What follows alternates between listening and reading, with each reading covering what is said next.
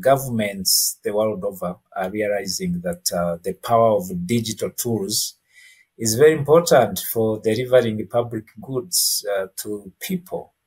And so what most governments are doing is trying to leverage this new technology and try to improve on the way that they have been delivering public goods to their people. Digital public infrastructure is a relatively new term that is currently circulating in development circles. And so far, the evidence we have from those that have tried to implement DPI is that it is making governments more efficient, where they used to be more lethargic and more hierarchical and bureaucratic. It has made citizens' lives better by easing the way in which they access critical social services, such as cash transfers. In Africa, governments are trying to quicken their policy-making landscape to make sure that it catches up with the pace upon which this technology is moving. So most countries have policies now to guide DPIs, and now they are starting to actually build these systems to improve service delivery.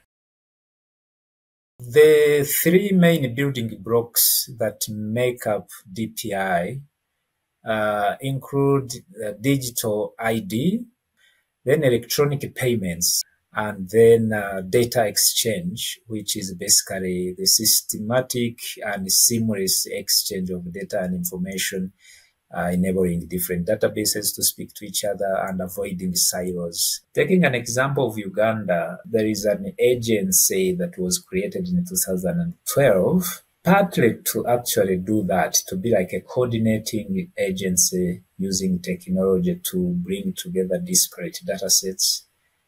And so they have been building a system called UGhub, which is basically trying to bring together all the data produced by different agencies in one spot, which is also trying to have what is called a citizen portal, which is basically a payment platform where government services can be accessed without citizens physically going or visiting these offices of ministries. In Uganda, and actually in other parts of Africa as well, such as Ghana, where I was recently, the private sector plays a very critical role in data exchange. One of the reasons is that the private sector still owns a lot of the infrastructure for massive data production. Talk about telecom companies, for example, and the amount of data they have on their clientele. Because of that, they basically are natural allies for governments. The current trajectory of data exchange in Uganda specifically and in Africa in general is very positive.